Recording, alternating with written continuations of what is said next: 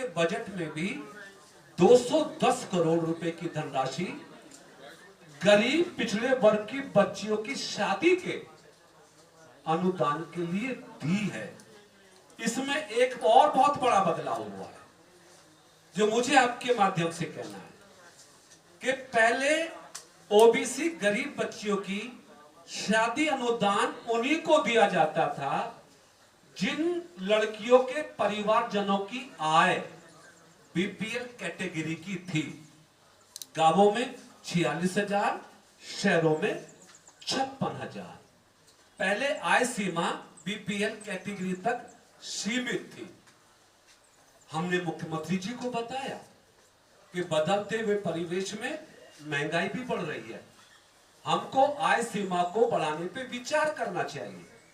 तो मुख्यमंत्री जी का आशीर्वाद मिला और ये बीपीएल आय सीमा से बढ़ाते हुए जनरली उत्तर प्रदेश के ग्रामीण और शहरी क्षेत्रों में इस आय सीमा को बढ़ा के 1 लाख करने में भी हमें सफलता मिली है इस वित्तीय वर्ष में, जो पहली बार हुआ है। और तीसरी बार उत्तर प्रदेश में लगभग 102 छात्रावास हैं जिनमें ओबीसी बच्चे निःशुल्क रहकर पठन पाठन करके अपनी शैक्षिक सत्र को पूर्ण करते हैं।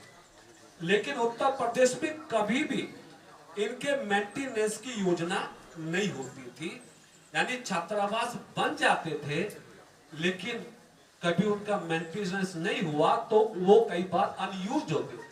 बच्चे यूज नहीं, लाइट खराब हो गई, डेंट पेंट नहीं हुआ, गेट टूट गया, पंखा नहीं। तो हमारी सरकार ने उत्तर प्रदेश में पिछड़ा वर्ग कल्याण विभाग के माध्यम से मेंटेनेंस की योजना को भी लागू करके 5 करोड़ का बजट इसके लिए भी सैंक्शन हुआ है। इस विभाग की अंतिम योजना CCC ओ लेवल का प्रशिक्षण है, जिसके माध्यम से ओबीसी बच्चे केंद्र और प्रदेश सरकार की सरकारी नौकरियों को पाने के लिए योग्य हो जाते हैं। हमारे मोदी जी के नेतृत्व वाली सरकार में इस साल भी इस मद में लगभग 38 लाख रुपए की व्यवस्था की गई है। ये मैंने एक मोटा मोटा पिछड़े वर्ग कल्याण के अंतर्गत उपलब्धियों और बदलाव किए गए कार्यों के बारे में बताया। बाकी data, exact figure, further success, वो सब मैं आपको प्रेस नोट के माध्यम से उपलब्ध करा दूंगा। चूंकि उस पर चर्चा करेंगे तो बहुत सारा समय लग जाएगा और मुझे मालूम है कि आज आपकी अनेकों पीसियां मानवभाव करने वाले जहां पर आपको जाना है। बस 2-3 मिनट का समय लूंगा दूसरे विभाग के बारे में। दिव्यांगजन सशक्तिकरण विभाग, ये भारतीय जनता पार्टी का जो संकल्प है, सबका साथ सबका विकास और अंत्योदय के माध्यम से अंतिम छोर के व्यक्ति तक सरकार की योजनाओं को पहुंचाने का। मुझे खुशी है कि दिव्यांगजन सशक्तिकरण विभाग के अंतर्गत पेंशन की राशि को बढ़ाने की घोषणा भी माननीय मुख्यमंत्री जी ने कर दी है। जो पेंशन पहले 1,000 रुपए प्रति माह मिलती थी, अब वो आने वाले समय में उत्तर प्रदेश में 1,500 रुपए होगी, 1,500 होगी, 1,000 की 1,500 होगी।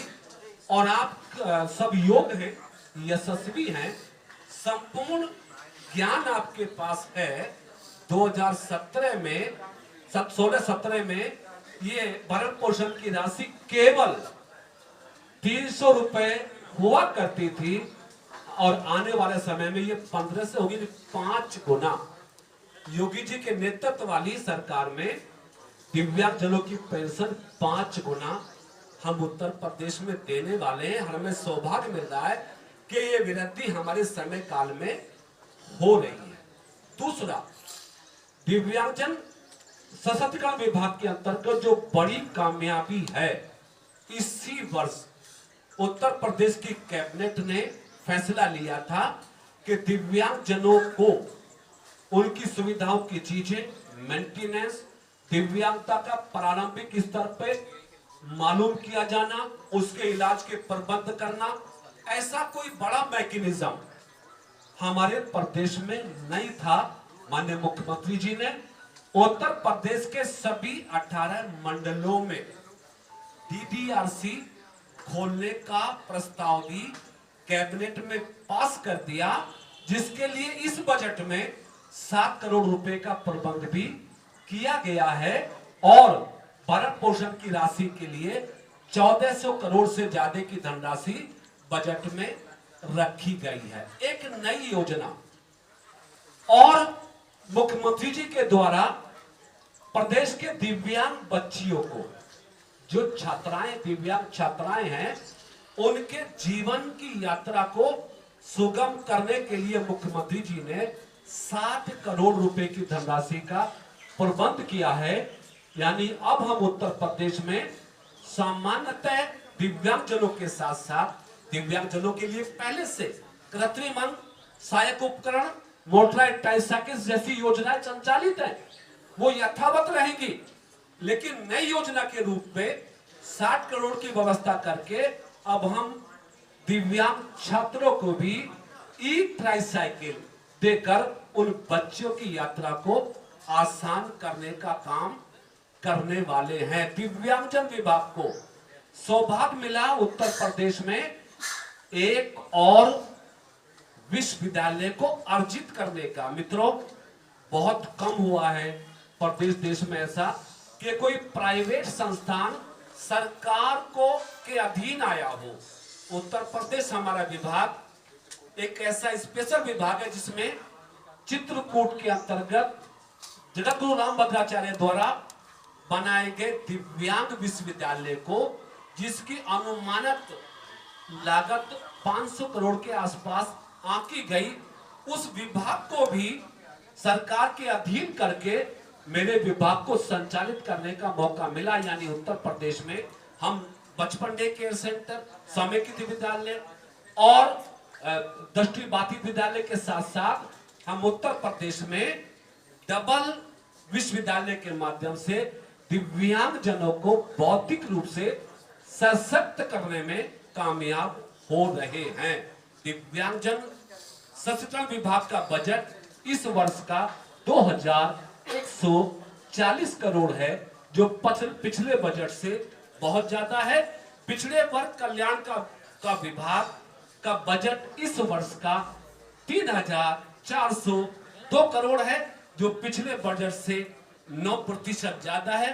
बातें बहुत सारी हैं, विस्तार दिया जाना संभव नहीं है आपके समय की अहमियत को देखते हुए, इसलिए मोटी मोटी कुछ बातें मैंने आपके बीच में रखी है। विस्तारित सूचना प्रेस नोट के माध्यम से आपको मिल जाएगी। तो मैंने अपनी प्रेस वार्ता का पहला चरण पूरा कर लिया है। सेकंड में मैं मीडिया, इलेक्ट्रॉनिक मीडिया को ब्रीफ कर दूंगा, उसके बाद जो कुछ होगा बाद में देखा जाएगा। आपका सबका बहुत बहुत धन्यवाद, बहुत बहुत आभार।